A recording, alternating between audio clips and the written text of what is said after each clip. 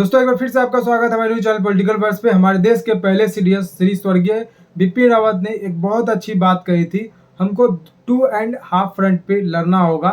जब भी इंडिया पे अगर वार होता है या फिर इंडिया वार करता है तो पहला नंबर पे पाकिस्तान, दूसरे नंबर पे चाइना, और जो हाफ बच गया वो इंडिया के अंदर जो गद्दार बैठे हुए उनके खिलाफ हमें लड़ना है। तो इंडिया के अंदर बहुत गद्दार हैं बैठे हुए, जैसा कि आपको पता है, समय समय पर निकलते रहते हैं, आवाजें उठती रहती है।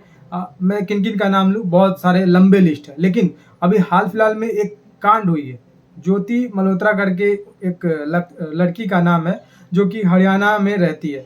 और उसने जो काम किया है बहुत ही घटिया, देश को बेचने वाला काम किया है। चंद पैसों के लिए हमारे देश का सारा इंफॉर्मेशन जाके पाकिस्तान को देती थी। ऐसा नहीं है कि इसको बिना सबूत के आधार पर बोला जा रहा है, इसको बाकायदा सबूत के साथ खुफिया एजेंसी ने पकड़ा है। और खुफिया एजेंसी का इस पैनी निगाही था 2023 से। जो 2023 से हमारी खुफिया एजेंसी जो है इस पे नज़र रखे हुए थे, क्योंकि ये 2023 में इसको इलीगल तरीका से वीज़ा मिलता है। ये लाहौर पाकिस्तान जाती है, पाकिस्तान का गुणगान करती है, ऐसा गुणगान करती है कि दुनिया में पाकिस्तान जैसा अच्छा देश, अच्छा कल्चरल वाला देश कोई है ही नहीं, ये साबित करना चाहती है। और जब ऑपरेशन सिंदूर हो रहा था उस समय ये कहती से नो वार।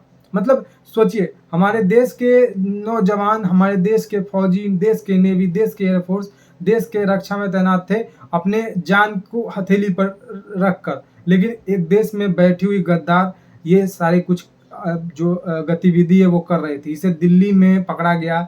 दिल्ली में कई ठिकानों जो आर्मी का जगह रहता है, संवेदनशील इलाका, वहाँ पे जाकर ये सारा चीज़ को लीक करती थी और इसको उसके बदले पैसा मिलता था पाकिस्तान से। आईएसआई का इसका कनेक्शन भी पाया गया है। ये लव जिहाद में पकड़ी गई थी।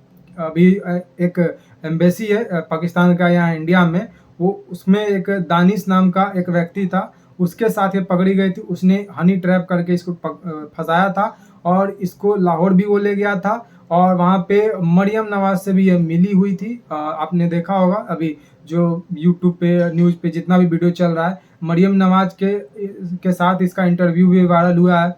तो ये एक बड़े पॉलिटिशियन से इसका कैसे कलेक्शन हुआ, ये तो बहुत गंभीर बात है। हम कहीं भी जाएं या फिर हमारे इंडिया में हमको, मतलब सिंपल से यूट्यूबर जो कि 3-4 लाख का फॉलोवर है, उसको एक सीएम से मतलब संपर्क ही नहीं, सीएम छोड़िए, एक आईएएस ऑफिसर से भी संपर्क नहीं हो सकता है। लेकिन इसका जो है ये डायरेक्ट पंजाब प्रांत के सीएम मरियम नवाज से इसका संपर्क है। बिना आईएसआई कनेक्शन के ऐसा संभव ही नहीं है। बताया जा रहा है कि जो दानिश नाम का आदमी था उसको हमारे जो इंडिया में एम्बेसी था पाकिस्तान का, वो उसे निकाल भी दिया गया है। और वो जो है इसको खूब आईएससी कराया था। मालदीव भी कुछ समय पहले ये गई थी और इसका लाहौर के बहुत बड़े बड़े होटल में इसका टिकट बुक रहता था, कोई पैसा चार्ज नहीं, वो आईएसआई के एजेंट वाले पैसा भर देते।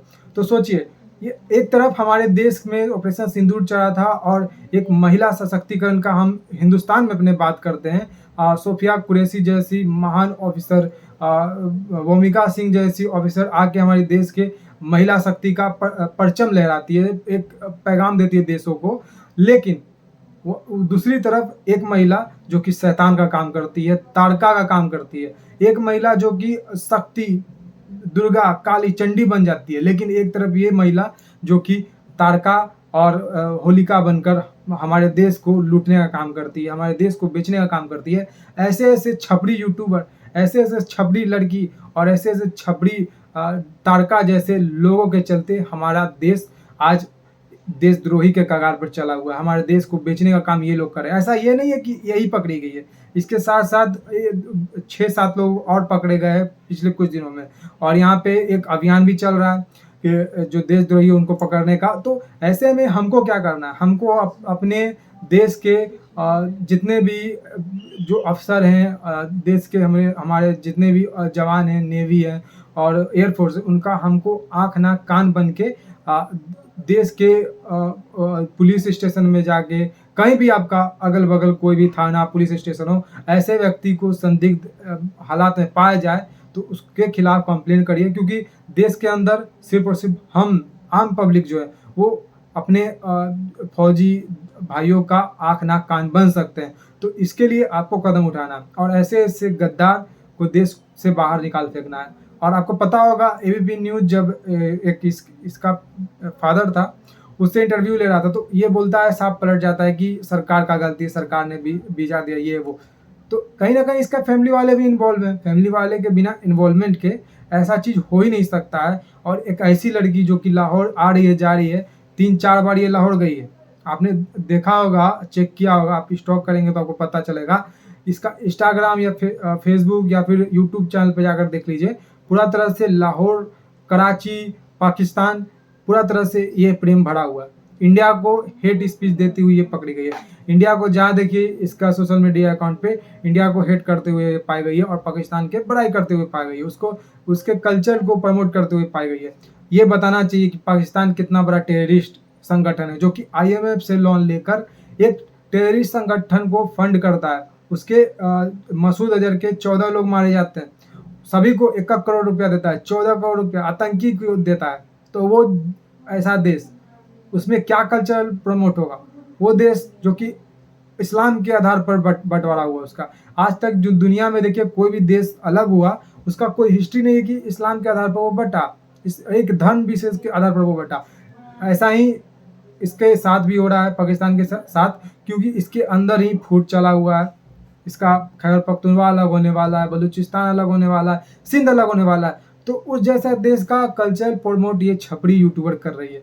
और ये जो पकड़ी गई है ज्योति मल्होत्रा, इसको कड़ा से कड़ा सजा देना चाहिए और इसको 3rd डिग्री देना चाहिए कि जो ऐसा काम करे, हमारे देश को बेचने का काम करे, उसको भी पता हो और उसके लिए भी मिसाल हो कि हमारे देश के लिए तुम गद्दारी अगर करोगे तो ये सबक होगा। इसको 3rd डिग्री देना चाहिए और सारे जो पब्लिक है उनको संदेश देना चाहिए। करतारपुर कॉरिडोर में भी ये पाई गई संदिग्ध चीज़ करते हुए। तो ये सारा कुछ पड़ा हुआ है, आप जाकर देख सकते हैं। तो इस जैसी व्यक्ति को आपको पकड़ना है, आँख नाक कान बनना है हमारे देश के जितने भी फौजें हैं उनका। फिलहाल आज के इस वीडियो में इतना ही। जय हिंद, वंदे मातरम, जय श्री राम।